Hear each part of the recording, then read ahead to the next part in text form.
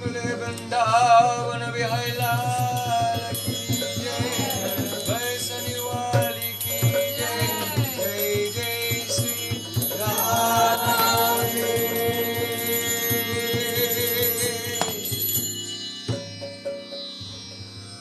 Radha Kunda Tata Kunja Kuchira Govardhan Pavata Yamuna Tira Radha Kunda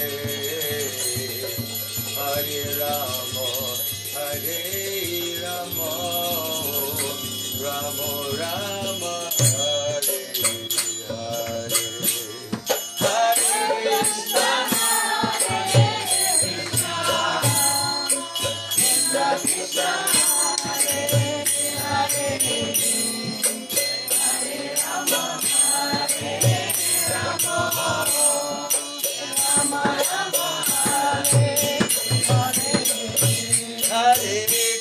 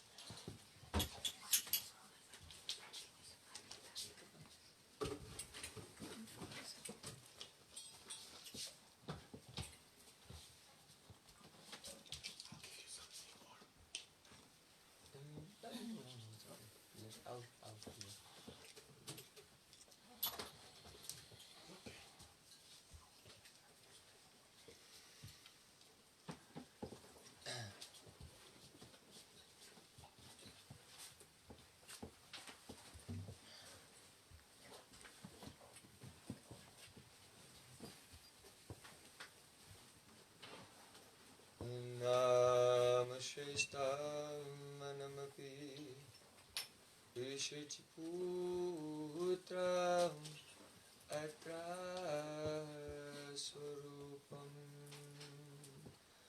Rupam Tasagrajamuri Purim Maturim Gostvatim Radha Kundamagirivaram O Radhika Marvasam Prapto Yasi Pratita Kripaya Sri Guru Tam Natosmi Gurave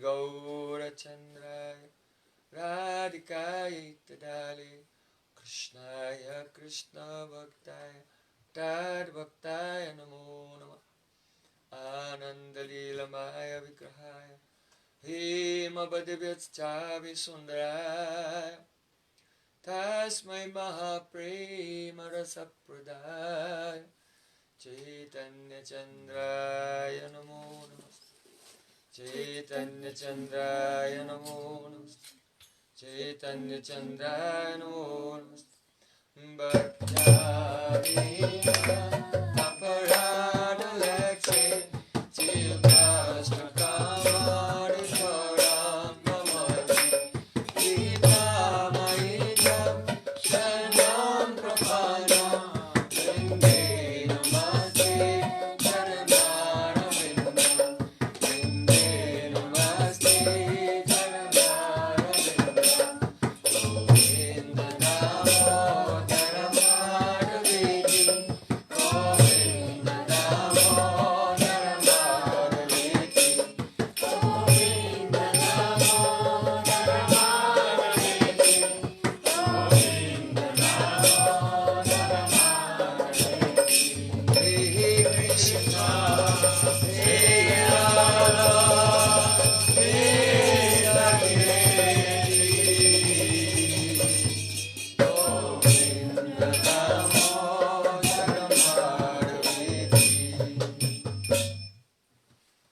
Sham Sundar Shikanda Shikhar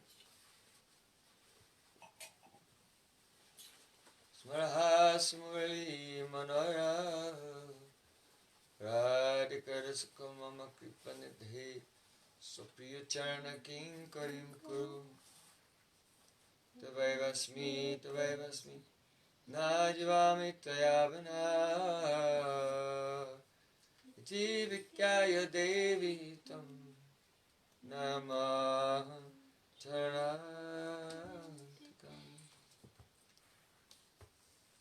First of all, I offer my Sastang Dandavat Puspanjali, my heart like flowers thousands of times, at the lotus feet of my holy master, my supremely worshipable spiritual Gurudev, Asmadeva Paramaradatam Guru Pada Padma, Nitya Lila Pravishta Om Vishnu Pad Ashtotara Satasri Rupanugacharya Varya Srila Bhakti Vedanta Narayan Goswami Maharaj. Secondly, I offer my pranam thousands of times at the lotus feet of my Param Gurudev to Srila Prabhupada and all of our Sri Rupanuga Gaudiya Guru Parampara. And finally, I offer my pranam to all the assembled Vaishnavas and Vaishnavas.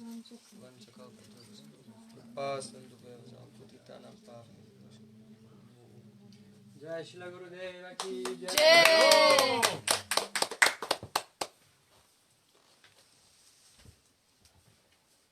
By the courses mercy of Sri Guru and Gauranga, today we are celebrating this most auspicious festival, Sri Baladeva Purnima. Sri Baladeva Purnima Mahamotsava Ki Jai. It is the birthday of our Dauvaya, Sri Krishna's elder brother, Baladev Prabhu. So, in Brajamandal, they celebrate Baladev's appearance day after Janmashtami. Because especially in Mathura, Shastra Garga Samhita is very popular. And in the Garga Samhita, there it is written that Baladev appeared on Baladev chart, which means the 6th day of the moon that comes after Janmashtami. But our Jiva Goswami Pad has pointed out in Srimad Bhagavatam, it says Purnindu, that Balaram has appeared on a full moon day, just before Sri Krishna, before the Ashtami of Sri Krishna's appearance. So this Purnima, that Baladev appeared on this Purnima, we should take this as in this day of Lord Brahma, where the pastimes of Krishna and Balaram have been described in Srimad Bhagavatam, from this day of Lord Brahma, that Balaram is older than Krishna, just from the Purnima to the Ashtami. If he were born after Janmashtami on the next Shasti, then the Baladev chart, then he would be almost 1 year older than Krishna. And if that were the case, then it would not be possible for Krishna and Balaram's Namkara and Sanskar, name-giving ceremony, because the child cannot live for a whole year without a name, more than a year. So, Krishna and Balaram's name-giving ceremony was done by Gavacharya in the Goshala of Nanda Maharaj in Gokul. Also, they would not have, their other samskars could not have been performed together, and they could not have grown up and wrestled with each other. They were very quite equally matched with each other. If Balaram had been so much older, then they would not be equally matched. So, this is the appearance day of Baladev. Who is Baladev? Sri Krishna Ishwaraha Parama Krishna Satchidananda Vigraha. Sri Krishna is the Ishwara of all Ishwaras. Sri Krishna is the Advaya Gyan Paratattva, non-dual absolute reality. Sri Krishna is Adi Purush, the origin of all incarnations. He is Swayam Bhagavan. He is Raso Vaisaha, the endless ocean of all rasa. So Krishna is the original form of Bhagavan. But when Bhagavan expands himself into another form, and there is Bhava Vesh Bhed, slight difference in mood, Bhava Vesh Bhed, and also difference in Varna, in color. Krishna is dark and Balaram is fair like the moon. So that very Krishna has become Balaram with some speciality of mood and complexion. So that expansion of Krishna is called Vaibhav Prakash. Swayam Roop, from Swayam Roop comes the Vaibhav Prakash, Balaram. So just as it is said that Radha Krishna Aichi Sada Eki Swarup Leela Ras Aswadite Dare Due Roop. Radha and Krishna are one, but they have become two in order to relish some special Leela Rasa, some mellows of their Leela. So in the same way, though Radhikari Shakti and Balaram is a Vishnu Tattva, but still Krishna and Balaram are one, and Krishna has assumed two forms to relish so many different rasas, mellows of his divine Leela with his slightly elder brother Balaram. So Sri Jayadev Goswami has written, Baha Shiva Pushi Vishade Vasanam Jalatabam Halahati Biti Milita Yamunabham Keshavadvita Haladara Rupa Jaya Jagadisha Hare Hare Hare Jaya Jagadisha Hare. Keshavadrita Haladarupa. Krishna, that is Keshava, he himself has assumed the form of Halada, the holder of the plough, Balaram. So, in Braj Lila, Balaram doesn't carry the plough or pestle. These are his two weapons. the hull, and the plow, and the pestle. So, Balaram, how is his mood different from Krishna? Krishna has Sevya Abhiman. I am to be served. And Balaram is Krishna himself with Sevaka Abhiman. I have to serve Krishna. So because Balaram is Krishna's first expansion, God himself in the mood of his own first servant. Therefore Baladeva Prabhu is Akhanda Guru Tattva. Understand? He is Akhanda Guru Tattva, the original Guru Tattva. Now, Sri Krishna's Swarup is Sachidananda. His Swarup is the manifestation of his Swarup Shakti. And that Swarup Shakti has three vrittis, Sandhini, Samvit and Hladini. Srimati Radhika is the Adhistatri Devi, the predominating deity of Hladini Shakti. Krishna is the predominant Adhistatri Devata of Samvit. And Baladeva Prabhu is the Adhistatri Devata of Sandhini, the existence potency. Therefore, if there is any existence anywhere, that existence has come from Baladeva Prabhu. Any existence. That means the existence of all the spiritual worlds, all the Vaikuntha planets, all the material worlds, all the jivas, everything. The root is Baladeva Prabhu. So, Baladeva Prabhu is the Akhanda Guru Tattva.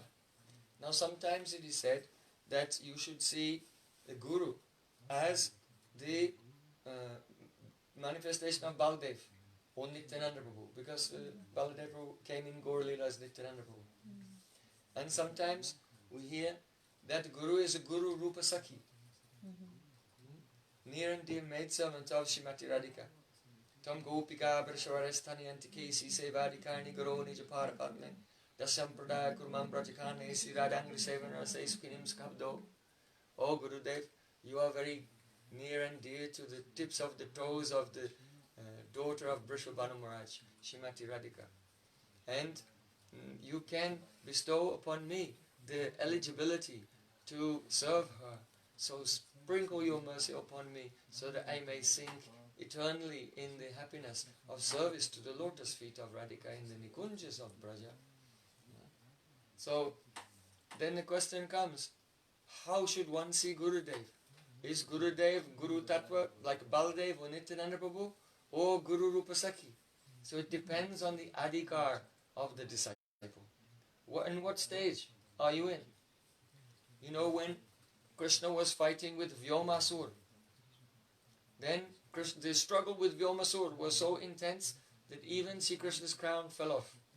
And there's an imprint of his crown on a stone in the hill of Kamyavan, where there is the Vyomasura Guf, the cave of Vyomasur. So the whole world was shaking. And just across from that mountain you can see there's the footprint of Balaram. Because when the whole world was shaking in this tremendous fight, Balaram pushed down with his foot and steadied the whole world. So, this is the nature of the lotus feet of Balaram. He is the Adhistatri Devata of Sandhini existence. He gives the stability. Understand? Stability. The problem with in our life and our practice is we are astita pragya. Astita pragya. Our intelligence is not stita fixed. It is astita pragya. Always moving. So, from the astita pragya comes all desires. Krishna said in Bhagavad Gita, Prajahati yada kaman sarvam pata manogatam atmanenantra tushtasthita pragyastadutchate. Who is Tita Pragya?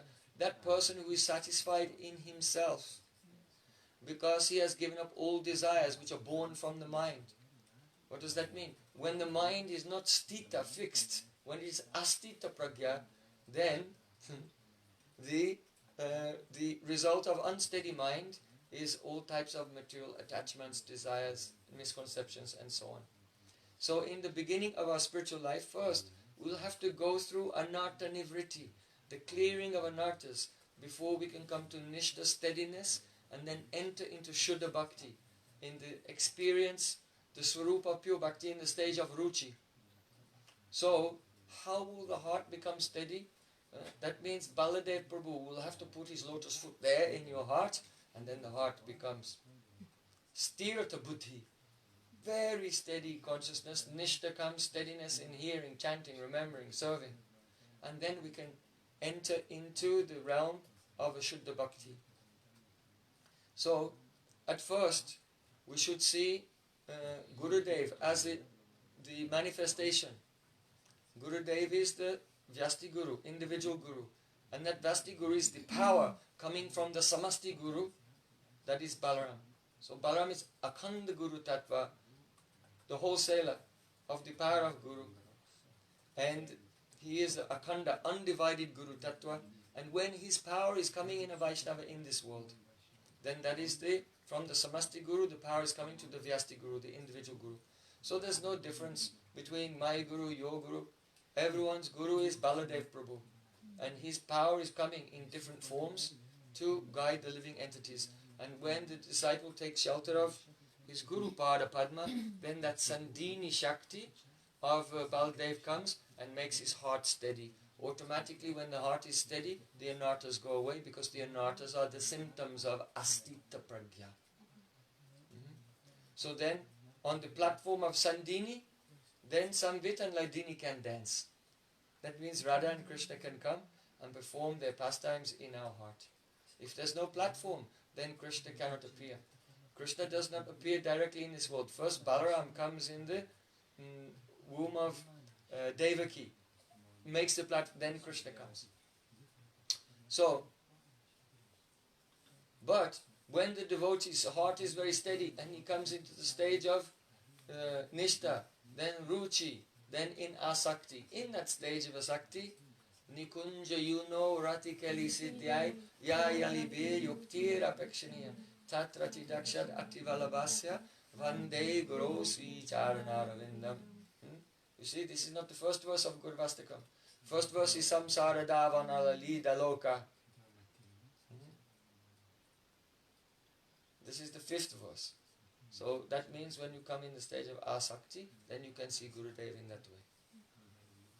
So Baladev is Akhanda Guru Tattva.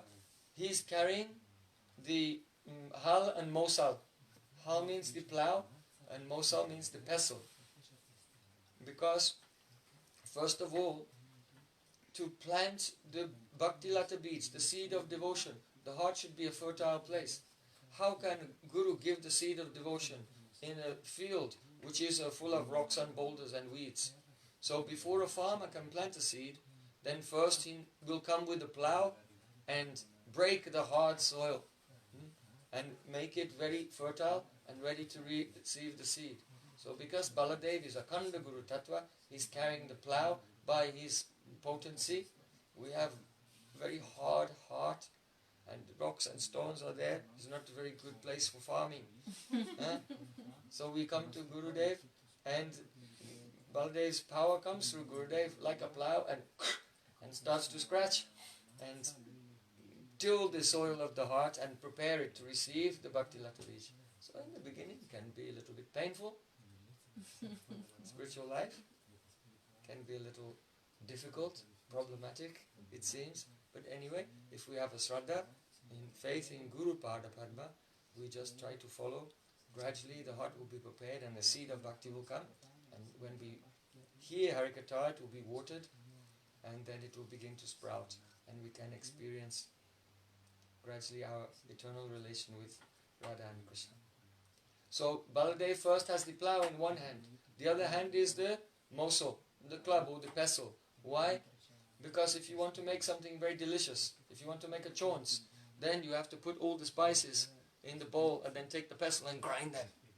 Right? And when all the spices are ground, then it releases the flavor. So by the pestle, then Baladev Prabhu is making your heart rasala. Very delicious. So we can experience the bhakti rasa. So Baladev Prabhu, he is serving in all ways. Baladev Prabhu is Krishna's Vaibhav Prakash. Then when Krishna goes to Mathura and Dwarka, that is Sankarshan, amongst the first Chaturvyuha of Vasudev, Sankarshan, Prayojana and Aniruddha. Then Baladev expands himself again and becomes the Sankarshan in the second Chaturvyuha in Vaikunta.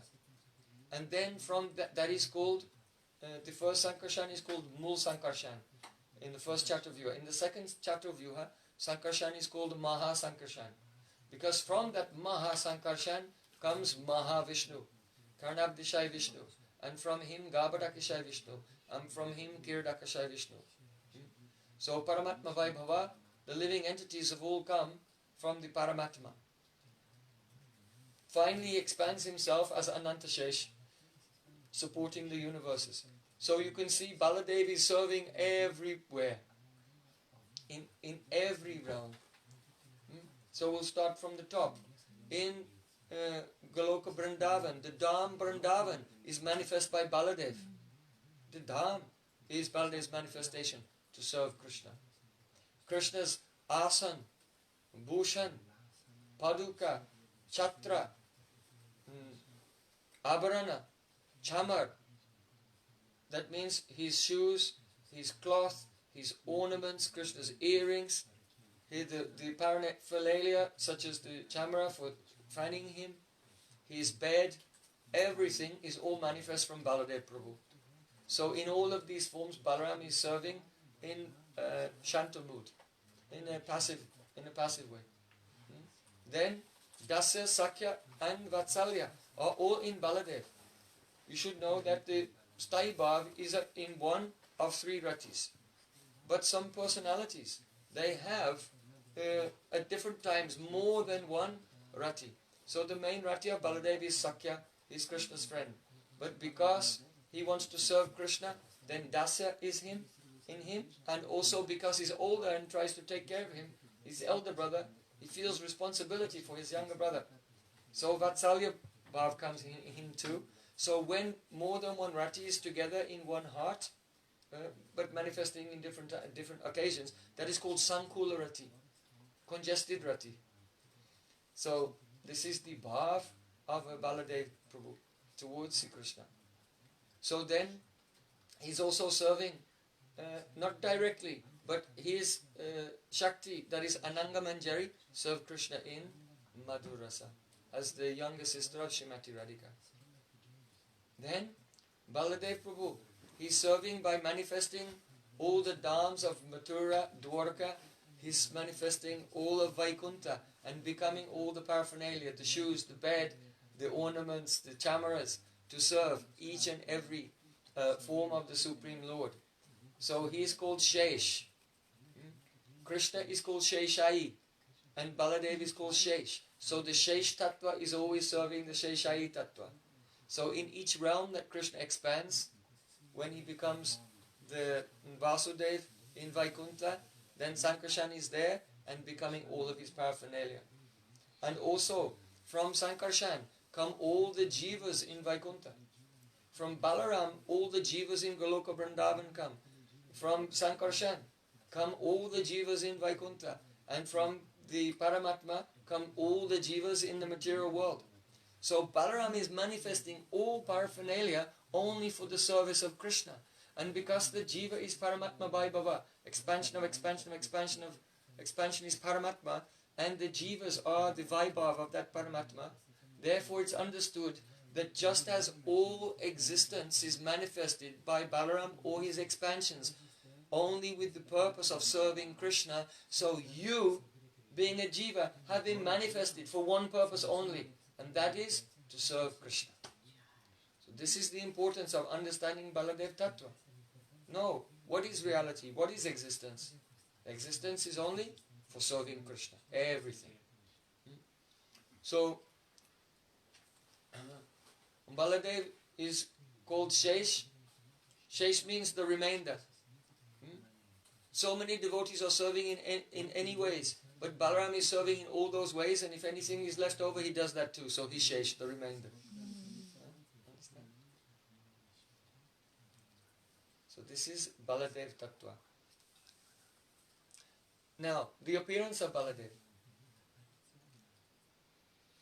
it was prophesied that Kamsa Maharaj would be killed by the 8th child of Devaki.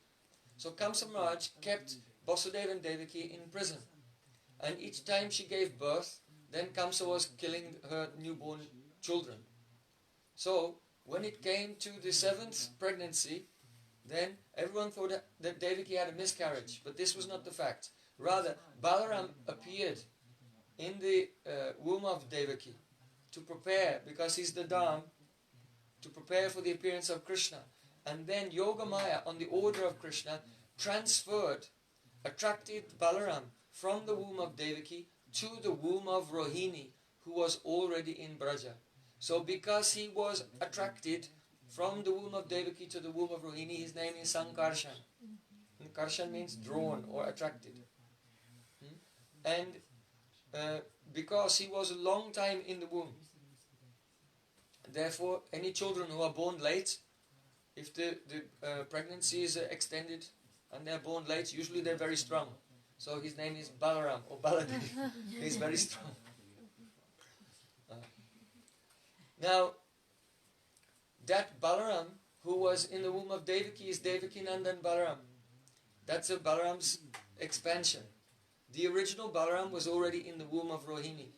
So just as Krishna appeared in the prison cell of Kamsa Maharaj in his four-armed Vaibhav Prakash form, but the original Krishna was in the womb of Yashoda.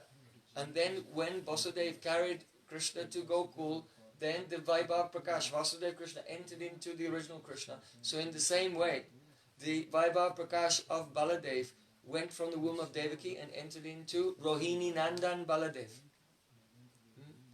So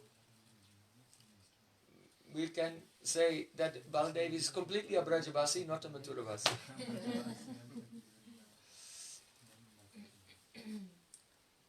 So Baladev was born on this day, and shortly after Sri Krishna was born, we'll be celebrating just very soon. And they were growing up together. They were completely inseparable from each other. Gopi bisto bito nityat Bhagavan balavat kvachit udgayati kvachin mugdas baso daruyantravat. When they were little boys, then the elderly gopis of Braj used to come to Krishna and Balaram and say, "Oh, can you dance? I'll give you a laddu." And then they would dance for some sweets. Or they would ask, "Who is stronger in wrestling, you or Baladev?" And Krishna would say, "I am stronger." Baladev would say, "I am stronger." And then the two boys would wrestle with each other while all the elderly gopis were clapping their hands and cheering like this. So Krishna and Balaram, Tadva so daruyantravat, they were like a puppet in the hands of the elderly gopis of Braja. Chachpar chachpe nachan chaya.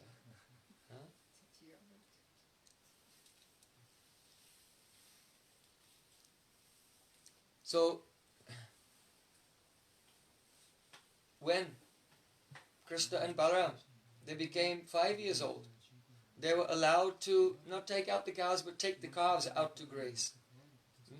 And so one day, it was Baladev's birth nakshatra. So he didn't go with Krishna, he stayed at home.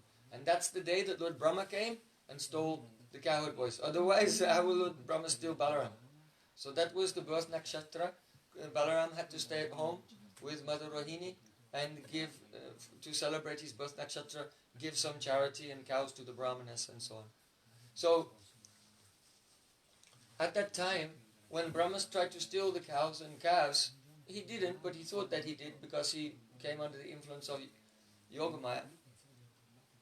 Krishna expanded and became all the boys and all the calves. And this Krishna played in this way as all the boys and calves for a whole year. And when a year was almost up, one day, Balaram and Krishna, they were taking the calves to graze in the valley of Govardhan. And on the top of Govardhan were the elder cowherd men with cows and with newborn calves. So these calves were at least a year old or more, and the cows on the top were newly born. What happened? When the cows on the top of the hill saw their older calves at the bottom of the hill giving up the newly born calves, they ran down the hill. And they began to, and even on the way down the hill, milk was flowing from their udders. And then they came and they gave the milk to the elder calves. And the men on the top were so angry that the boys would come in the valley. And they had done this and brought the whole herd down, leaving behind the young ones. So the men were very angry with the boys, and they came marching down the hill ready to chastise their boys. But when they saw their boys, then their hearts melted and tears came from their eyes. And they showed so much love, more than ever before, for their boys. They showed as much love for their own boys as they show for Krishna. And they sniffed their heads and embraced them. And Balaram was watching all this and thinking, what's going on? That's for Krishna. Now actually, all these strange things had been going on for a whole year. But Balaram did not notice. For the whole year he didn't notice. Only on this day he noticed. Why? Because by the will of Krishna, Krishna wanted to reveal to Balaram his secrets. Because he kept a secret from everyone the whole year. He hadn't told anyone. But he was thinking, oh, I should tell my brother Balaram. So what happened was, for the whole year, Balaram was covered by Yogamaya. Completely covered. Even seeing these weird things, even the question did not come in his mind, this is strange, what's happening? You see? So that's what happens. Of course, this is, even the question is not coming for him. That is called Anusandan Abhav. The absence of investigation. You see? So that's the power of Yogamaya. It causes in Vrindavan Anusandan Abhav. The absence of investigation. If Krishna will go over downhill, everyone will say, oh, let's help him with our sticks. Huh? Why? Because Yogamaya makes the Anusandan Abhav, the absence of investigation. He's 7 years old. How can he lift a mountain on his little finger of one hand? This, it does not even occur to them. You see? So we can give an analogy of Mahamaya. Mahamaya is affecting us living entities in this world. And so because of that, we don't ask questions. We just accept. Here I am, I got born. Now I'm growing old. My hair is going grey. My eyes are going dim. I cannot run and jump like I could when I was young. And I will die and everyone's dying. Why? What a weird and strange existence this is. Why do you all have to die? We don't even ask the question. Why? Fully covered by Maya. And if by good fortune, by association of sadhus, and Maya will become a little bit slack, then you ask the question, Tato Brahma Jigyasa. Now is the time to inquire, what am I doing here in this world? What is the truth? What is the reality? You can see millions of people running here and there. They don't ask this question. They're convinced, like, what is reality? This is reality. Television is reality. Family members, weddings, funerals, this is reality. So this Maya makes Anusandana Bhav, the absence of investigation. So Yoga Maya makes the absence of investigation in Brajalila. So Balaram did not ask any questions, but now it was Krishna's will that he should know. So 1/4, 25% of Yoga Maya was withdrawn, and then Baladeva, the question came, why, this is quite strange. Why is it happening like this? So then by Krishna's will, another 25% of Yoga Maya was withdrawn. And Baladeva began to think, maybe who are these cows and who are these boys? Is this some Devi Maya? That means some power of the demigods. Or is it some Nari Maya? Some power of a great sage like Narad Muni? Or is it some Rakshasi Maya? Some power of a demon? He began to conjecture about what the cause could be. Then another 25% of Yoga Maya was withdrawn. So 75% is gone. Then he realized, no Devata, no Rishi, or no Rakshasa can bewilder me. So that can't be the answer. Then the last 25% was withdrawn. And he looked at his brother. Krishna, it must be you. You have become all these calves and all of these cows. And then Krishna took Balaram at one side and explained to him the whole story. Because Krishna didn't want Balaram. Balaram very much loves Sri Dam, Vasudam and all the cowherd boys. And if Balaram had been separated them for 1 year, his heart would have been broken. So Krishna had to become all the boys to protect the heart of his brother Balaram. But this pastime also shows us Ekleshwar Krishna Arasabha Vritya. Krishna is Supreme Lord, and even Krishna himself in his own first expansion. If the Krishna wants him or doesn't want him to know anything, then he'll know or not know. So Krishna is Adipurush, Krishna is Swayam Bhagavan. Many beautiful pastimes Balaram performed in Braja.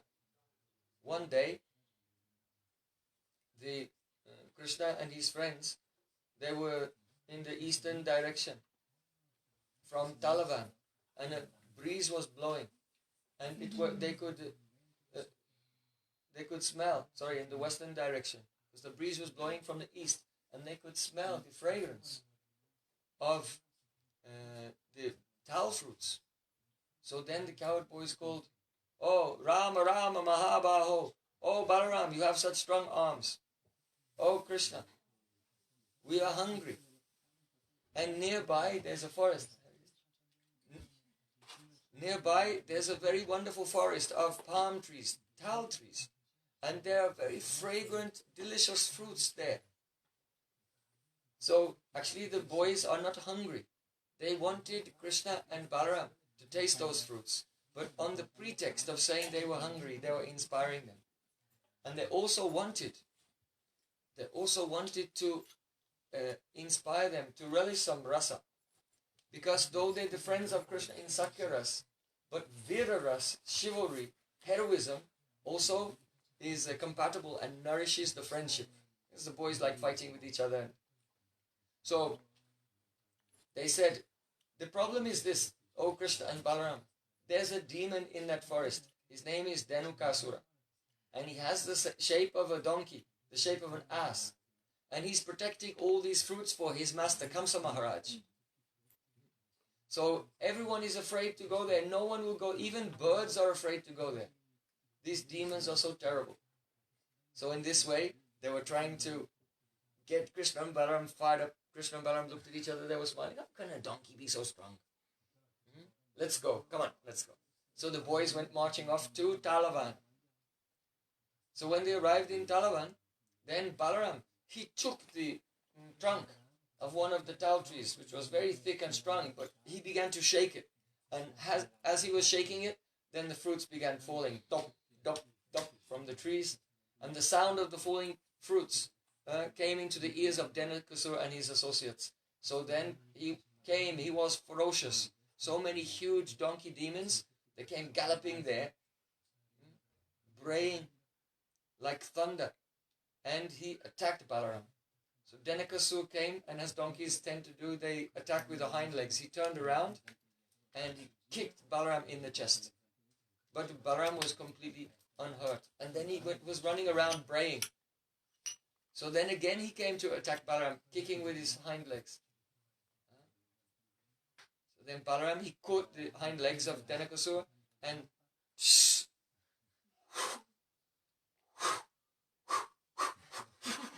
like a helicopter, very, very, very fast. Dhenukasura actually died from the centripetal force of being swung around. And then Balaram let go, and he went up in the air, and he landed on the top of the Taurus tal tree, and the tal tree was broken and fell down, and he hit another one, and many trees fell down like dominoes. So then, all the other associates of Dhenukasura, they came running there, and they attacked Krishna. So Krishna was grabbing them by the hind legs, and others, Balarama. So now the two brothers were and throwing the donkeys in all different directions. And the boys were cheering, yeah, go on Krishna, Balaram. They were very happy. They were throwing their sticks and balls at the donkeys also. They also joined in. And very soon, Dhenukasura and all his associates, they were dead. The broken trees were decorated with the different colored dead donkeys. And also they died, passing stool and urine. So then no one wanted to eat the tal fruits. They lost their appetite because the tal fruits were contaminated. This pastime has very profound meaning. First of all, Dhenukasura, the ass demon, he represents avidya, ignorance. Person who is affected by avidya, ignorance, becomes exactly like a donkey. So, first symptom of donkey is that a donkey is working hard all day. Because at the end of the day, he thinks my master will give me some grass. What he does not know is that grass is everywhere and it's free. But he's still working the whole day. What does that mean? That means tasyaiva heito prayate ko vido na labite yad brahmatam uparyada talabite dukavaranita sukam kalina savata gabira ranghasa. Persons who are actually intelligent and philosophically inclined will endeavor for that purposeful end of life, which cannot be attained by wandering even up to Brahmalok, to the top of the universe and down to the bottom of the universe. Round and round. There's something that you cannot find anywhere. What is that? Love for God. Try to endeavor for that. But instead of endeavoring for love for God, what do people do? They engage in karma. Because they think that by doing karma, I will enjoy some fruit. But, nalabhyate dukkavad anyata sukham. The meaning is that no one endeavors for misery, suffering. If you ask someone, what are you doing today? I'm working very hard. I want my car to be stolen, my house to burn down, and my children to become sick. Maybe I could break my leg along the way. And no one is working to have a disaster and problems and suffering in their life. But does it come? Do problems come or not? The problems are coming like waves in the ocean, one after another, endless. So in this, just as suffering comes by itself, automatically without any endeavor, so in the same way, happiness comes by itself without any endeavor, nothing to do. So you don't have to work for that. Everything will come by itself. So, this is a donkey. The persons in this world who are working hard to enjoy, they're like the donkeys. They don't know. By the karma of their last life, you will get only that much, not more and not less, of suffering and enjoyment, both things. So, my Gurudev used to say, give up your donkeyness. He invented this word donkeyness. It's not in the English dictionary. Give up your donkeyness. Also in Srimad Bhagavatam it is said, Yashasma buddhi kunapetidat keswadit kalatradishu boma ijadut yatirtha buddhi shalale lakaichit janesh abigeshu saeva gokhara. If a person thinks that my body is myself, my Atma, body is myself. If a person thinks my family members are mine, they belong to me. If someone thinks the place of my birth is great and worshipful, Vive la France, Deutschland über alles, Rule Britannia, God bless America. So if you're thinking like this, then, or if you think the holy place is the water, you go to a holy place and you bathe in the water, but you don't associate with the Rasik Vaishnavas who are there, then Saiva Go Kara, definitely you are a donkey, according to Srimad Bhagavatam. So this is describing 4 types of buddhi. 4 types of buddhi. Atma buddhi, Nija buddhi, Ijja buddhi, and Tirtha buddhi. Atma buddhi, who am I? Nija buddhi, what is mine? Ijja buddhi, what is worshipable for me? And Tirtha buddhi, what is a holy place? So these things are directed for those who have a conscience like a donkey. The body is myself. My family members are mine. The place of my birth, my country is worshipable. And the holy place is the water, the Ganges river just flowing, or any lake. This is a tirtha. So when our consciousness changes and we janesya abhigeshu, those who are abhigya, have realization in bhajan, when those Vaishnavas become the object of all these types of buddhi, then we move from the level of Kanishta Adhikari to Madhyam Adhikari. From the first stage of Vaishnavism, spiritual life, it is not really, it's Vaishnav pride, not really devotee yet. And really become a Vaishnava, that is the Madhyam Adhikari. So, when do we enter that middle stage in devotional practice and actually become a Vaishnava? When we have Atma Buddhi, who is my soul? My Vaishnava is my soul. Who is my family? My Vaishnava is my family. Who is worshipable for me? The Vaishnava, pure devotee is worshipable for me. And where is the holy place? Where the Vaishnava is, that's the holy place. And so when we move our buddhi from these four different things and place it all in a Vaishnava, then we have entered into Madhyamadikari. Prema maitri kripopeksha sakaroti samadhyamaha. Understand? So, if we don't do this, then we're covered by avidya. And Denakasur, the donkey, represents this avidya. Balaram is Akanda Guru Tattva, the original Guru. Because the living being cannot get rid of avidya by himself. Therefore, he needs the help of Guru. This is illustrated. Balaram is killing Denakasur to show us that without the Guru Tattva, we cannot become free from avidya.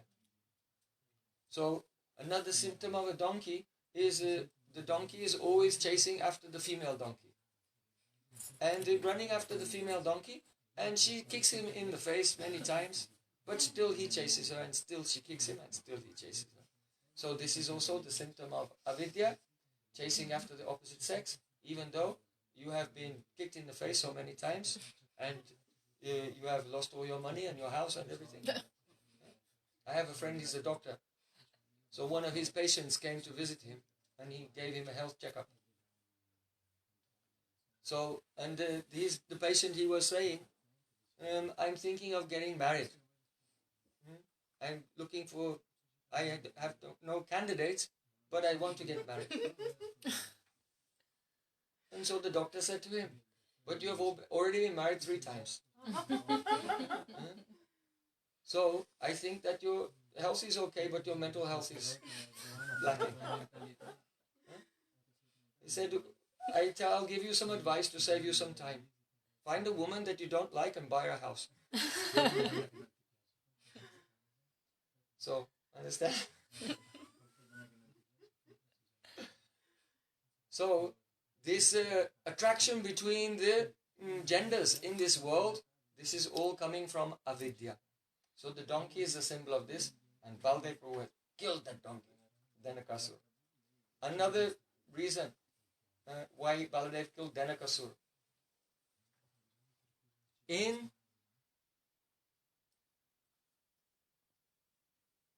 the spring, in the rainy season, the rain comes down and everything becomes green everywhere, like now.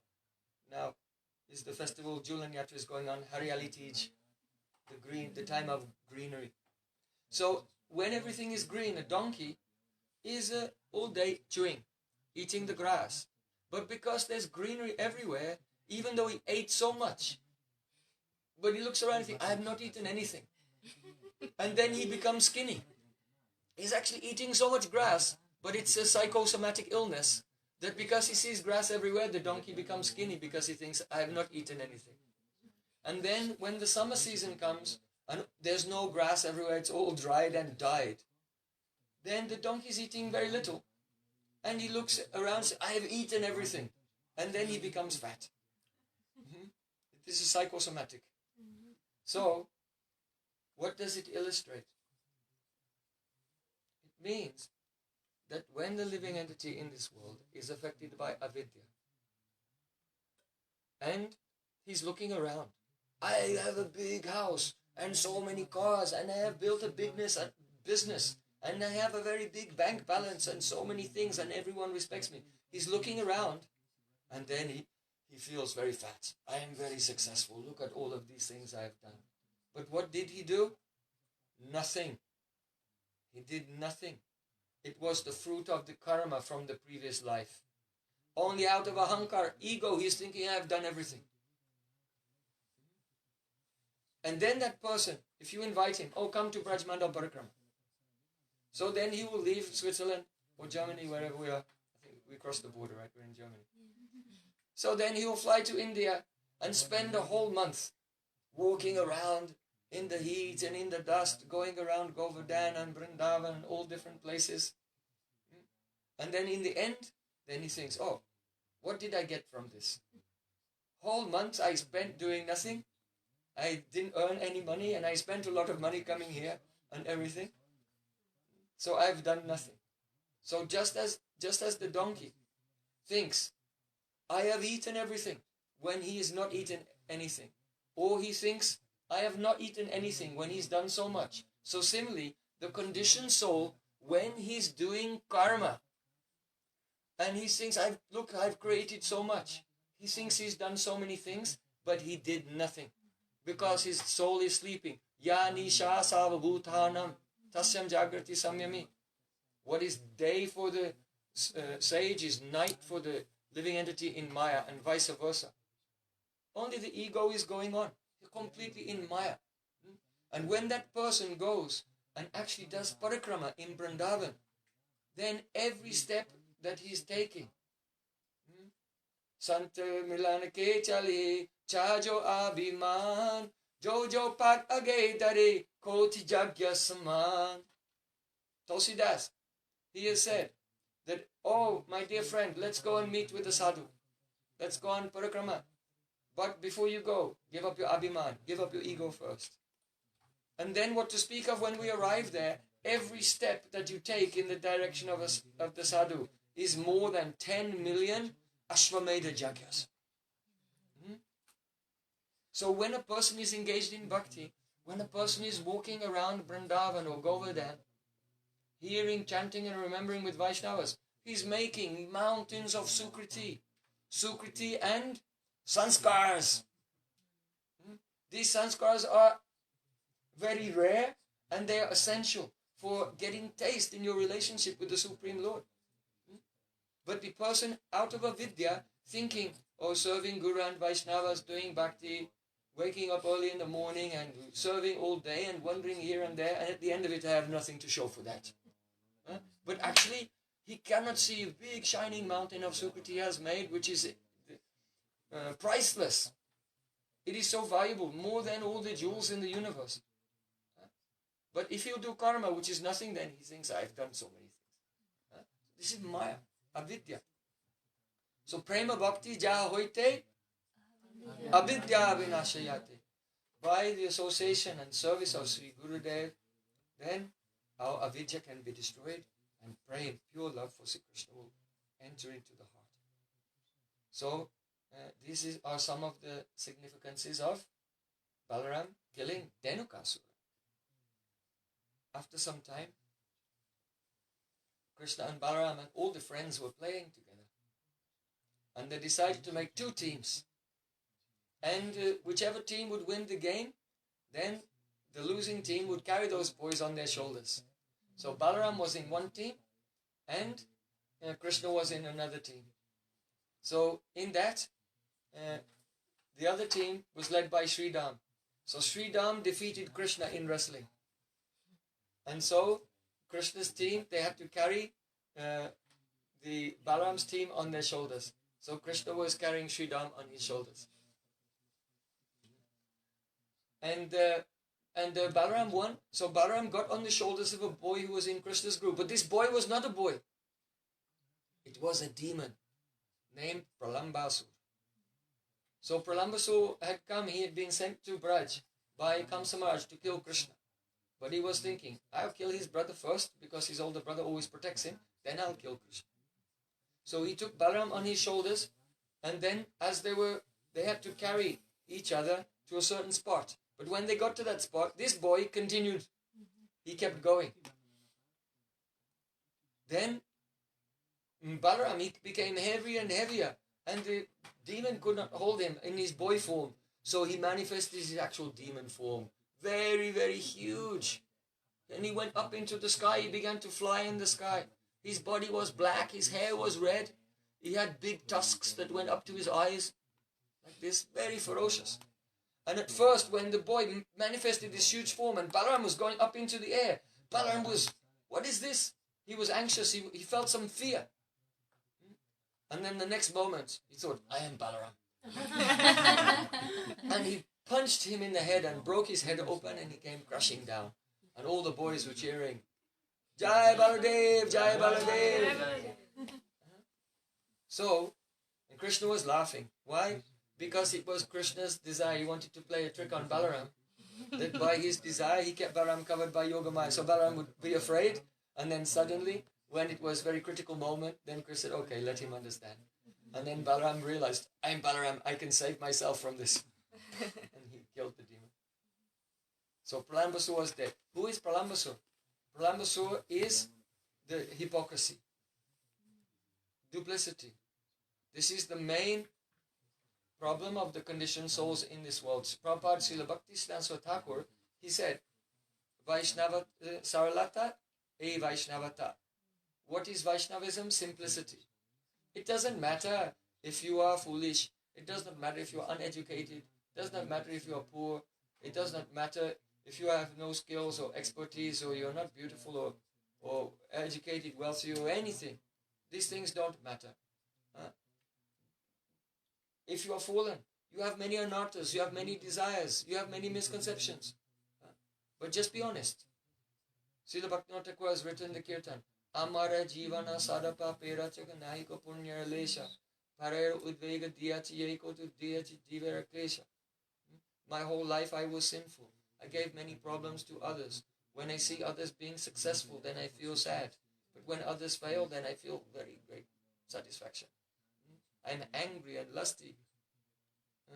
And I am very offensive. And there's no way out. I cannot get out from this. This is a confession.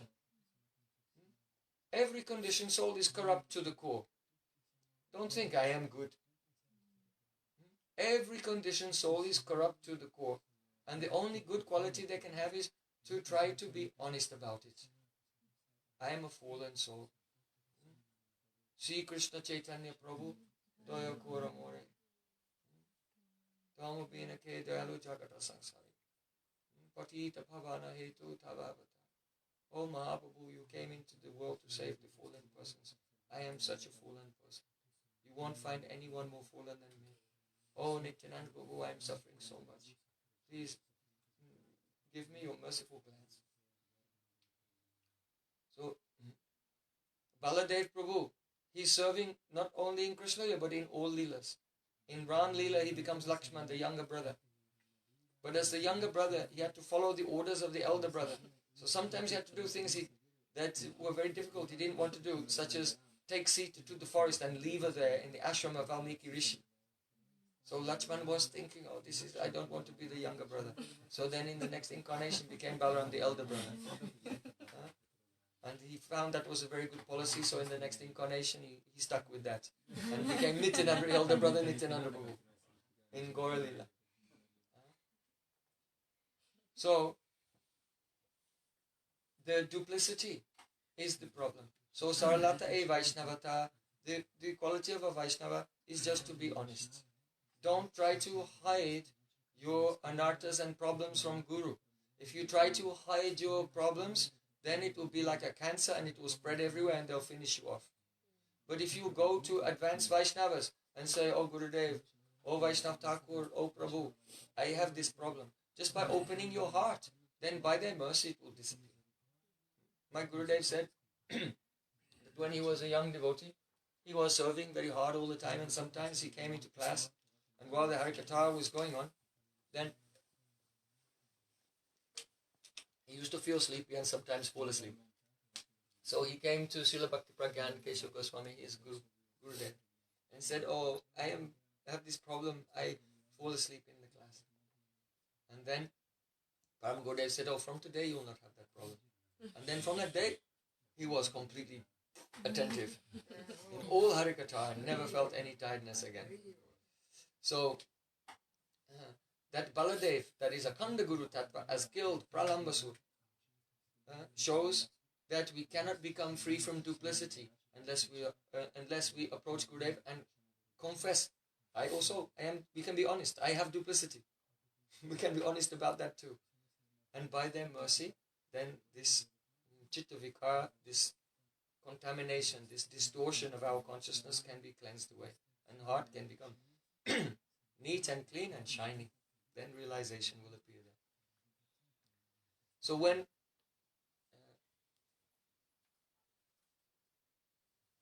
Akrura came to Vrindavan, he could not persuade Krishna to leave. He persuaded Balaram. He said, your father Vasudeva is in jail there. So you have to come and help him. So that when Krishna saw that his brother had been convinced, then Krishna agreed. So you can see the very important role Baladeva plays in all of Krishna's various leelas. When Krishna and Balaram were in Dwarka, in the Dwarka Leela, we see that sometimes Krishna and Balaram quarrel with each other. This is very astonishing. Because Keshava Drita Halada Rupa, Krishna himself has become Balaram. So then how can he quarrel with himself? So this is Naravat Leela. Human-like pastimes. Because in human life, with your brothers and sisters and family members, from time to time some quarrel comes about. Doesn't mean there's not love. Love is there. It's a Prema Kalaha. Love in quarrel. But some disagreement comes up. So we see this also many times in Krishna Leela. For example, Balaram Prabhu, he's the martial arts guru of Duryodhana. He taught Duryodhana club fighting. So when the conflict came, the Mahabharata Yuddha, so then Balaram, he didn't want to fight because he would have to fight on Krishna's side against his disciple. So Balaram said, I'm going on parikrama. And he went on visiting all the holy places all over India. So while Balaram was traveling here and there, he gradually arrived at the place called Naimisharanya. And there, Romaharshan Sut, who is the fifth disciple of Vyasadeva, he gave the 4 Vedas to 4 disciples. Pala Rishi, Jaimini Rishi, Vaisampayana Rishi, and Angira Rishi.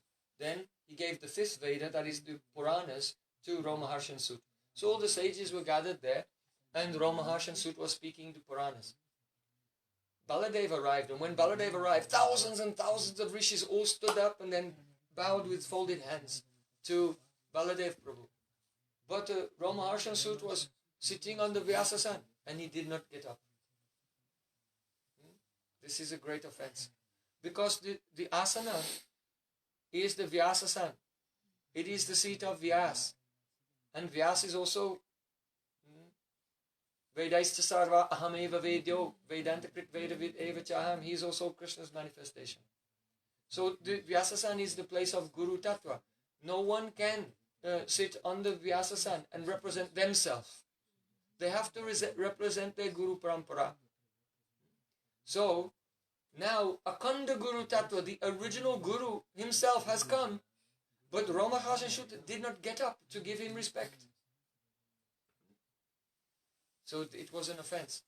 So to give this teaching to the world, that those who take the service of speaking, the Puranas, the Bhagavatam, Shastra, Vedanta, then they have to represent Vyasadeva, not themselves, and they should not have the ego, I am Guru. Anyone who thinks I am Guru, he's not a Guru, he's a kangaroo. Because kangaroo has a pocket here, and he's just trying to collect money from his disciples and put it in his pocket.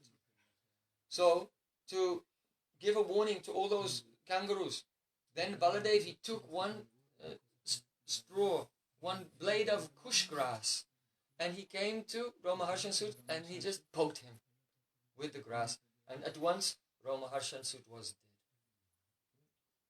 So then, all the rishis said, hi, hi, hi. What will we do now? We came here to listen to the Puranas for 1,000 years. But now the speaker of the Puranas has passed away. From whom will we hear? So then Baladev said, I'll bring him back to life if you want. The rishi said, no, you are Supreme Lord. Whatever you do, it should not be changed. But come up with another solution. From whom can we hear the Puranas? So Romaharshan Sut, his young son was there, his little boy. And he called him, come here. And Balaram put his hand on his head and blessed him. Mangalam Bhavatu. And when Balaram blessed him, then all the Veda, Vedanta, Purana, Upanishads, everything manifested in the heart of that boy. And he became Sutta Goswami. And he was blessed by Balaram with tenacious hearing power. He had ferocious, tenacious, insatiable hearing power. So his name was became Ugrasrava, who has tenacious hearing power. And so when Shukadev Goswami spoke the Srimad Bhagavatam to Parikshit Maharaj, Suta Goswami was in the audience. He's also a disciple of Shukadev Goswami. And so because he's Ugrasrava, by the power of Balaram, the blessing of Balaram, he heard every single word. And the Srimad Bhagavatam that we have is actually Suta Goswami's recital. Understand? And therefore, we are speaking about how Balaram has manifested everything for Krishna's service. Even without Balaram, we would not have Srimad Bhagavatam. Because the Bhagavatam is coming from the blessing of Baladeva Prabhu to Ugrasrava or Suta Goswami. Balaram Prabhu ki jai! So, once it happened, in Dwarka, that Balaram was thinking, now my sister, my younger sister, Subhadra, she's coming of age when she should be married. So, I think it would be very good if she would marry my very good martial arts student, Duryodhana. So Balaram, he presented the idea to the whole family, and no one wanted it. But Balaram has a very strong personality, and everyone was smiling, but they really didn't want it. But they were afraid to say anything to Balaram.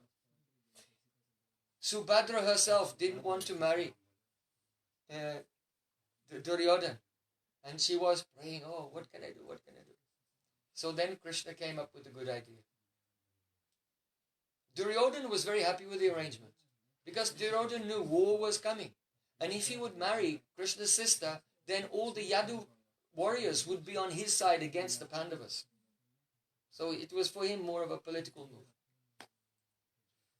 Krishna was thinking, it would be better if my sister would be married to Arjun. So he called Arjun and he made a plan. Arjun disguised himself as a sannyasi. And Krishna, he told someone, oh, there is a great sannyasi, has arrived in Dwarka, he has all mystic powers, and if anyone will bow down to him, give pranami, some donation to him, then whatever they desire, all their desires will come true. So Krishna told one person, they told another, and it went round, the rumor went all round to Dwarka, and Krishna was with his family, and someone said, hey, did you hear, there's some great sannyasi has come to Dwarka. Krishna says, really?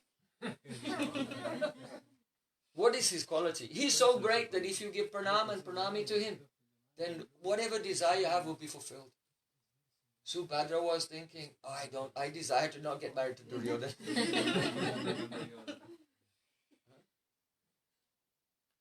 So, Krishna said to Subhadra, oh, why don't you go and give respect to this sadhu? So then Subhadra, she dressed herself very, very beautifully, all in red. That is very significant. If on a wedding day also, a woman wears red. And with Sola Sringar, Dwadash Abaran, 12 types of golden ornaments and 16 types of cosmetics. So she was very beautifully dressed. And she went just outside Dwarka, where that sadhu, he was doing his bhajan and austerities in the hut. So when she came there, and she gave pranam, and gave some pranami, then that sannyasi jumped up, and caught her by the hand. And in a hidden place was his chariot. And then she realized, it's Arjun. So Subhadra was already very attracted to Arjun, so she was so happy. So then Arjun took her and they got on the chariot. But then Balaram was there, and with the Sena, the Yadu Sena, the warriors of the Yadu dynasty. And he said, oh, Arjun's stealing our sister. We have to kill him. So he sent the army. So then Arjun said to Subhadra, you drive the chariot. And he took his bow and arrows, was on the chariot. So Subhadra was driving and Arjun was facing backwards to fight anyone who tried to follow them. So then Balaram said to Krishna, Arjun's stealing our sister. We have to kill him. So then Krishna said, Balaram, please sit down, be quiet. Why are you objecting to this? Don't you know, to marry someone by kidnapping, this is our family tradition. Remember when I kidnapped Rukmini myself, and you helped me. This is called Rakshasa Vivaha, actually. So the Kshatriyas, they're very fond of this. If you want a bride, just steal her, fight with everyone and take her. That's how you show your heroism. So Krishna said, why are you complaining? This is our tradition in our family. I stole Rukmini and you also helped. Also, what about Samba as well? He was stealing his bride, he got caught. You even fought with Duryodhana over that. So why are you complaining? And if you go and you try and kill Arjun, if you kill Arjun now, then your sister will be a widow for a whole life because she's already given her heart to him. In Vedic culture, you can only give your heart one time. Never again. So your own sister will cry for a whole life. Do you want that? And also, you are saying that Arjun is stealing our sister, but it's not true. Look who's driving. I think that our sister is stealing Arjun.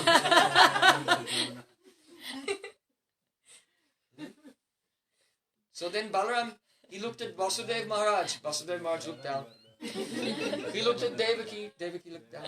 He looked at Rohini. Rohini looked down. And he saw that the whole family was against him.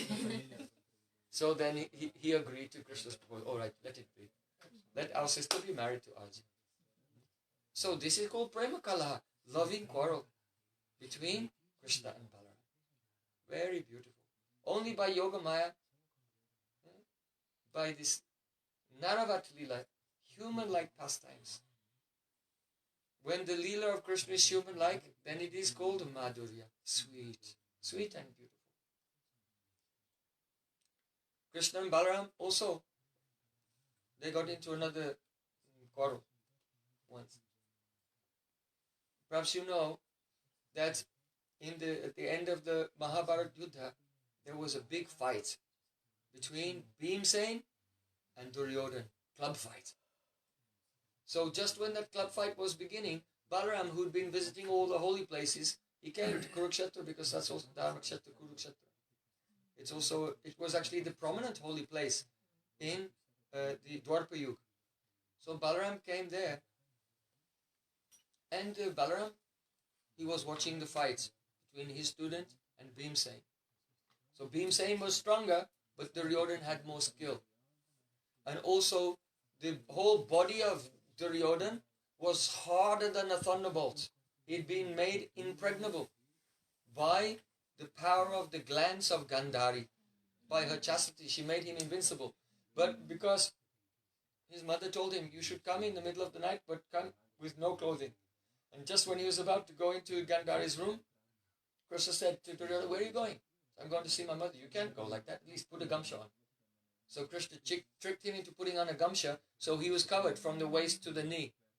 So when she took off her blindfold, he became invincible everywhere, but his thigh was still vulnerable. So they were fighting for many days, and there was no winner.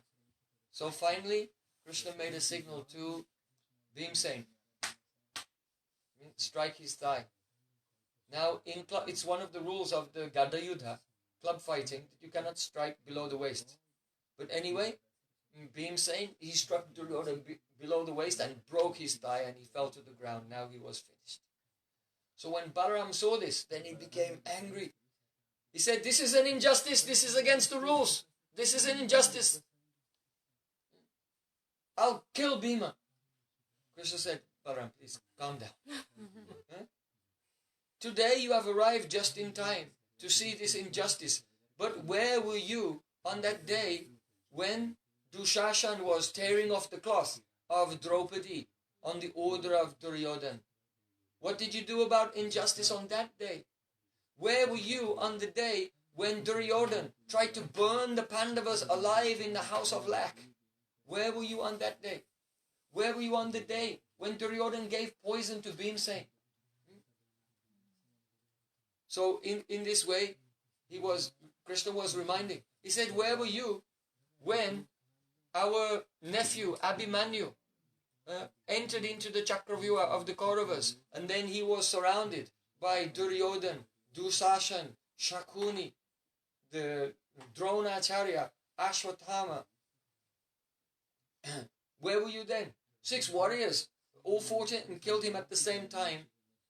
This is also the injustice against the rules of war. Where were you then, Balaram?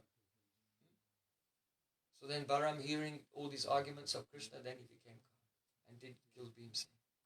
So this is the Prem Kala, loving quarrel. By this, all sweetness comes. Because if Krishna and Balaram will both be omniscient and know I am you and you are me, then they cannot disagree on anything. But when Yogamaya comes, and there is the Anusandan Abhav, the absence of investigation and human-like pastimes, then all that natural loving relationship, like family relationship, is there between Krishna and Balaram. So,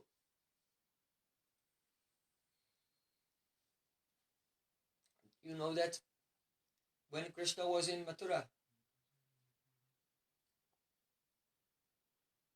he sent Uddhav to Braj. So up till that point, the Brijbasis were maintaining their life because Krishna said, Ayasyaiti dautukai. He sent a message, I will return. Oh, just after a few days. So they had some hope that Krishna would return. But when Uddhav came, and Uddhav delivered Krishna's message to the Brijbasis, especially Krishna's message to the gopis. What was that message? I am everywhere, inside and out. Just as the clay in a clay pot can never be separated from the clay pot. So, oh my dear gopis, you can never be separated from me. We are always together. So, Dwasta Jiva Kosha, their hope that Krishna would come back was broken. So Uddhav, he said, oh, I'll go to Mathura just now and I'll send him. I'll bring him myself. He promised them before he left. But when he left, now their hope was very, very fine. There was hardly a glimmer of hope that Krishna would come. So when Balaram came to Braj from Dwarka, the separation of the Brijbasis was even higher than when Uddhav came. So when Balaram came, then, as you know, he did Rasa Leela at that place which is called now Ramghat. When Krishna and Balaram were in Vrindavan, there were some gopis who were too young to go to Rasa Leela. And there were some gopis who, during the Holy Leela, when Shakachuda came, there were some gopis who were looking at Balaram from far away and they were very attracted to him. But Balaram did know Rasa Leela during Braj Leela.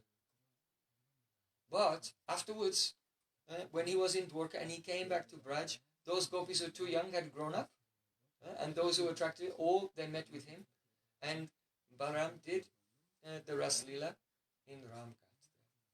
So, when Balaram was there, then the goddess Varuni appeared from the trees. And he was drinking and became intoxicated. And he saw that his beloved gopis were perspiring. And in this case, Balaram was in the mood of Dear Lalit Nayak. That means Sa Praya Prayasi Vashaha, who's controlled by the love of his beloved. So that means that such a hero feels that my heroine should not undergo any inconvenience at all.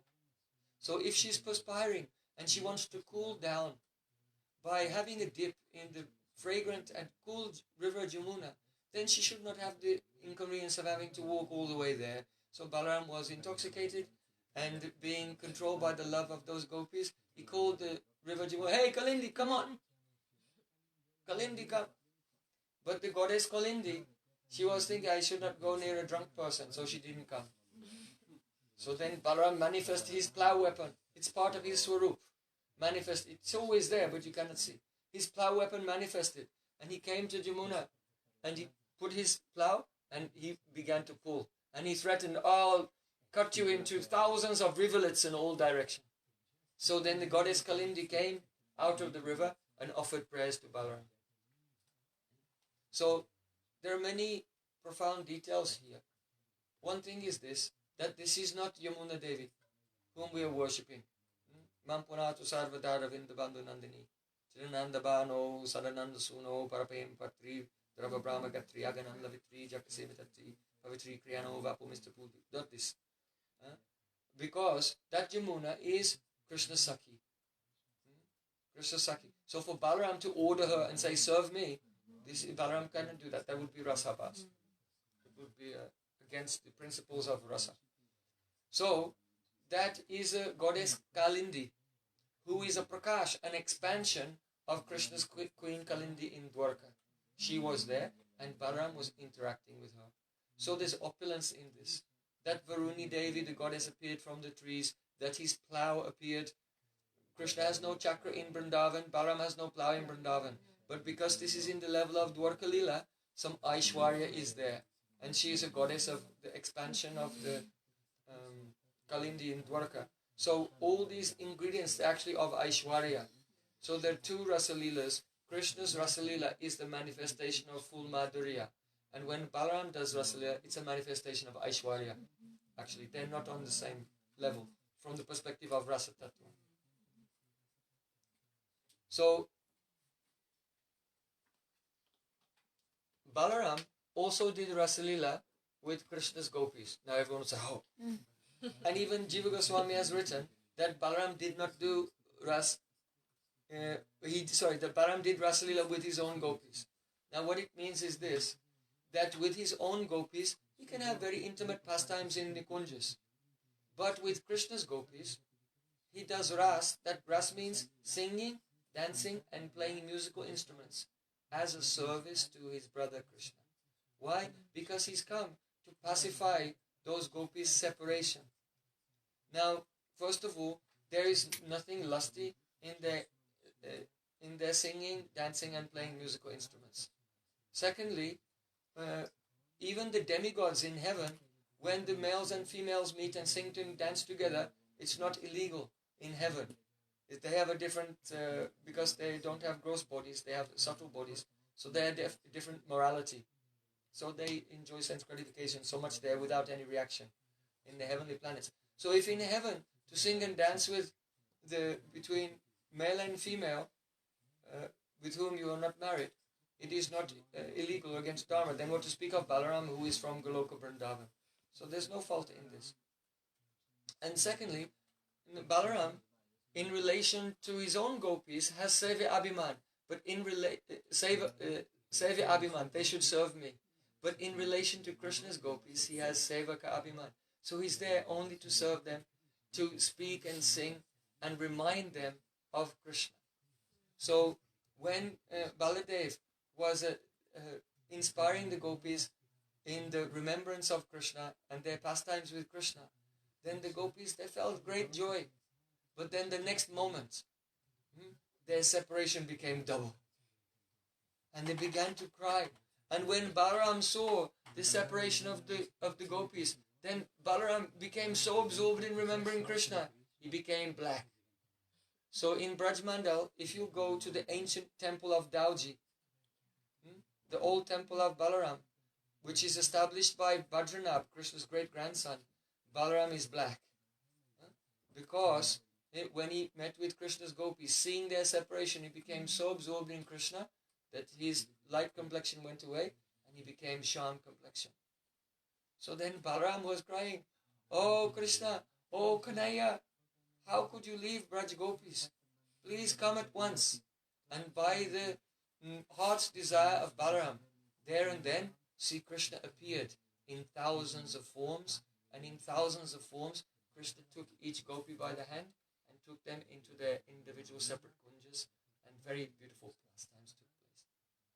So, Balaram is the Guru Tattva. Those who are feeling separation from Sri Krishna, he arranges that they can meet with Sri Krishna. Of course, we don't want a direct relation with Krishna, but we want to meet with Krishna in the context of arranging his meeting with Radharani. So this is a beautiful pastime. Balaram has his own Ras Leela, and then he has a special pastime of inspiring the remembrance of Krishna in meeting with Braj Gopis, and then he himself felt so much separation and felt so much sympathy for them that he called Krishna, and Krishna appeared there, and all the desires of Braj Gopis were fulfilled. So Balaram is our very dearest. In our Sambandha Gyan, in our Sampradaya, because we want to be the dasis of Radhika. Then Madishana Tatve Brajapipina Chandram Bajameritam Surim Tamna Tatve Tadatula Sakitve to Lalitam Vishakam Shikshali Vitarana Gurutve Priyasro Grindo Tatpraksha Lalitarati Datve Smarmana. Srila Raghunath Das Goswami said, Madishana Tatve, Krishna is not my direct hero. He is the Nath of Radhika. He is the beloved of my Swamini Radhika. So, this relationship is there. So, in Vedic culture, if a woman is married to a man, then she has a very respectful relationship with his elder brother. So, Radhika and her gopis, though Radha and Krishna are not married, but they feel in their heart that this is the actual marriage by the rules of Prema, not by the rules of Dharma. Krishna stole the clothes of the Braj Gopis. This was their unofficial wedding ceremony. Because no man can see a woman naked except for her husband.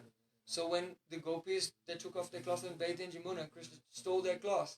And then told them, come out from the water and I'll give you a cloth. Then this was Krishna saying, oh, you are mine by the rules of Prema. Relationship by the rules of Prema. So they have to hide that. In the Parakiya Leela, they have to hide that. But still, they have that feeling. So if Radharani will see Balaram, Radharani, from a distance, from a hidden place, she'll give pranam to him. Because she feels he's the elder brother of my beloved. But she cannot do it openly because someone will suspect that she has a relationship with Krishna. And Balaram knows that no one loves Krishna more than Radharani.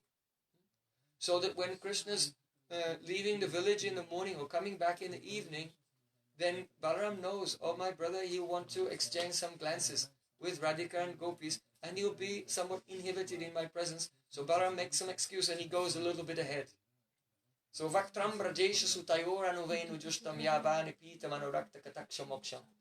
Balaram is going ahead and Krishna is following behind in the distance. So Balaram is very sensitive, he knows, and he gives his younger brother some space for his romance without being embarrassed.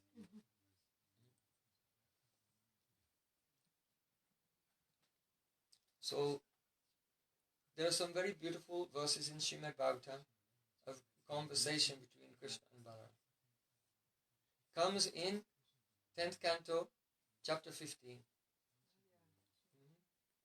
So in the beginning of that chapter, it's described how Krishna and Balaram, all the coward boys, they're going into the forest.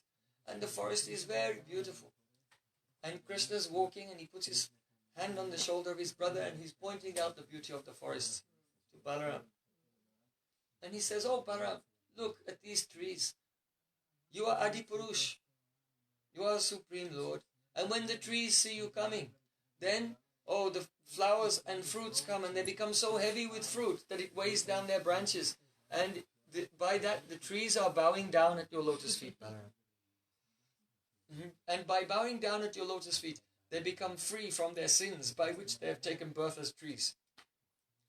Because to take birth as a tree, you have to be sinful, because it's a very fallen birth. So Krishna is speaking like it's sweet. Actually, the trees in Vrindavan are not sinful at all.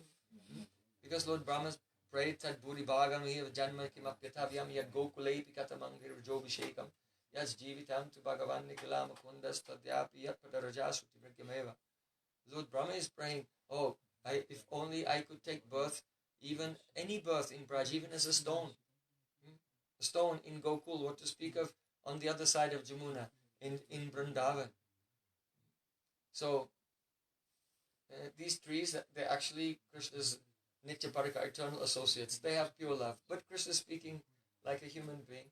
By their sins, they have taken birth as trees, and now they're bowing down to you, Balaram, and they'll become free from all sins by this. So then, Krishna saw the bumblebees that were following them. And Krishna said, Eiteli nastava yasho kila lokatirtam gayanti adi purushanupatam bhajante prayo ami munigana bhavadiya mukhya gudham banipi najahatyana gatma daivam. Hey Balaram, You see these bumblebees, they're following after you, being eager to take the nectar of the fragrance of your body. I think that these bees, they're humming. But if you listen very carefully, they're singing your glories.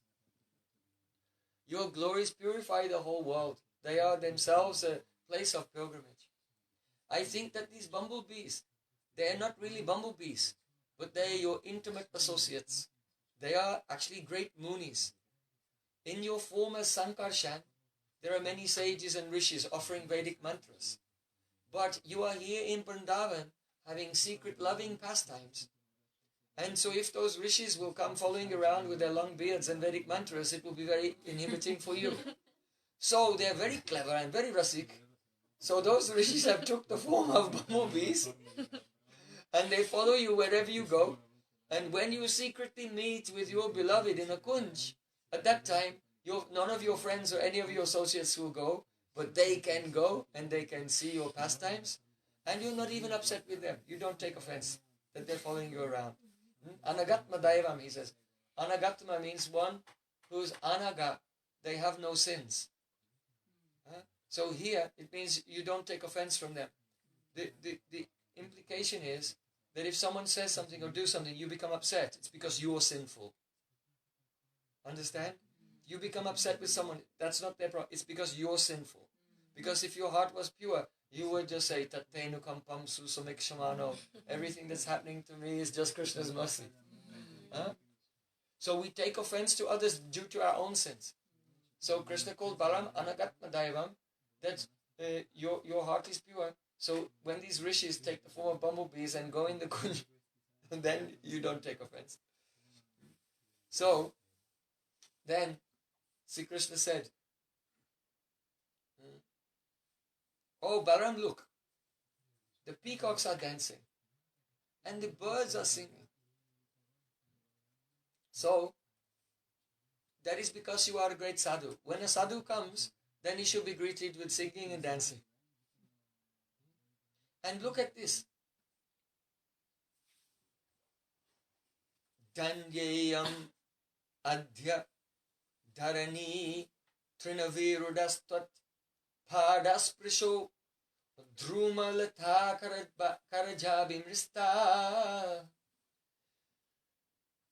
nadyodraya kaga mriga sadayavalokai gopyantarena bujaya apiyat. Today the earth became fortunate because she is touched by your lotus feet, Balaram. Not only the earth of Brajabhumi is fortunate, but also by Druma Lataha Karajabi Mishra, the trees and the creepers on the trees are fortunate because they've been touched by your fingernails. That means when Krishna and Balaram are picking flowers, then they pinch the creeper on the tree with the fingernails and take the flower. So kara means hand and ja means born. So what's born from your hand? Your fingernails are born there. So kara jabi mistaha. The trees and creepers are so fortunate because they have the touch of your fingernails. And also the nadyaha, the rivers are fortunate because you jump in the rivers and the rivers embrace your body completely. And adraya, the mountains, because you climb the mountains and play on the peaks of the mountains and enter into the caves of the mountains.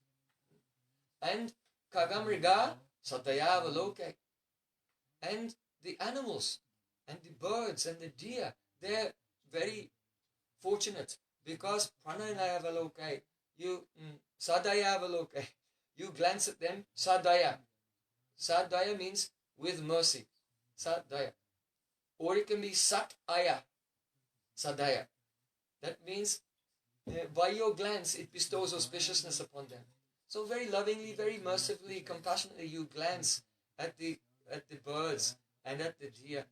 And especially gopyang tarena bujayo apiyats sriyastri. Means, and these dark creepers. So dark creepers in Sanskrit are called gopya. They're dark creepers, and they are embraced between your strong arms to your chest. And these creepers are so beautiful that they are served by beauty personified. So this has another meaning. Another meaning of gopya is gopis. So out of all of these, whether it's the earth which is touched by your lotus feet, whether it's the creepers which are touched by your nails, whether it's the rivers who are embracing your body, or the birds and the deer who receive your compassionate glance, out of all of them, the gopis are most fortunate because they are held to your chest and in your embrace, which is apiyat spriha srihi, something that is a desire that even Lakshmi Devi, Sri, the goddess of fortune, wants, but it was not fulfilled. Now, all of these things that we're describing, actually none of them pertain to Balaram himself. The confidential meaning is this, that because Krishna has Sakyaras, friendship with Balaram, he can joke with him. And Krishna himself, he was feeling very fortunate that day. Why? Because this is chapter 15 of Srimad Bhagavatam. It's not Kaishor Leela yet. It's the end of Pauganda. So, there's babyhood, and then boyhood, and then the adolescence. So just at the end of boyhood, that's when Krishna begins secretly meeting with Braja Gopis. Because one may say, oh, today the earth has become fortunate by the touch of your feet, Balaram. But one may say, well, what about yesterday? Did the earth not get touched by his feet yesterday? Why today? Understand? And the Aishwarya meaning is that previously Mother Earth was touched by your incarnations like Varahadev. Varahadev saved the earth from the Garbhadak ocean. And they were married, and they even had a child, Balmasur. So, but earth was not lucky then, having the association of Varahadev. But today the earth is lucky. So the meaning here is this, that Krishna, because he had secretly met with Braj Gopis, his childhood is just coming to an end and his adolescence is coming. And now he's so overjoyed that his romantic leela is just starting. And he cannot contain it. But in Vedic culture, it is quite uncivilized to glorify yourself.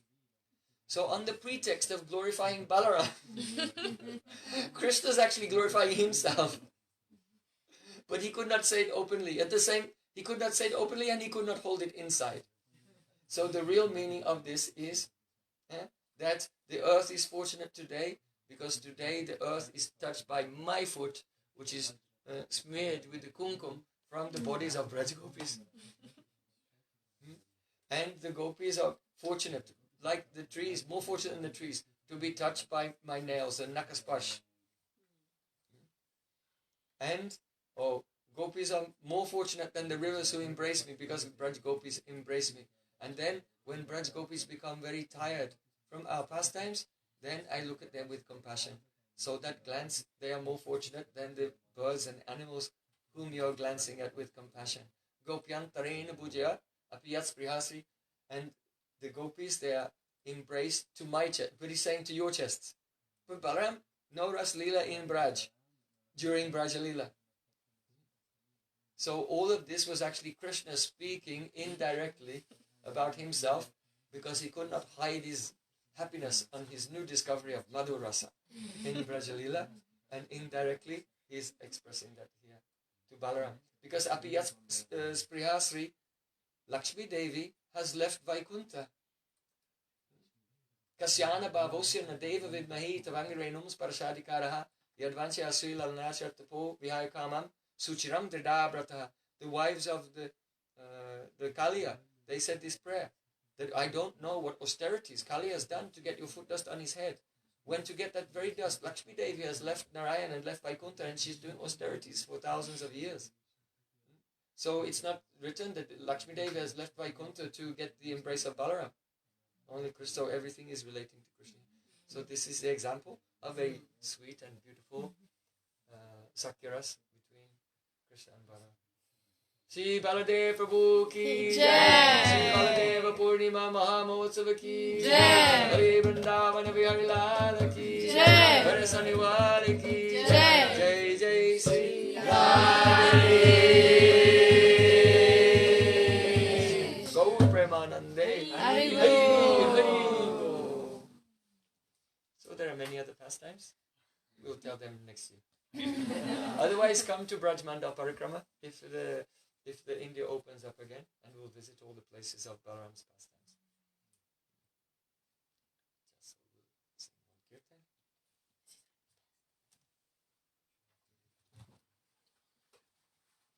Been sitting for a long time, so we should stand up.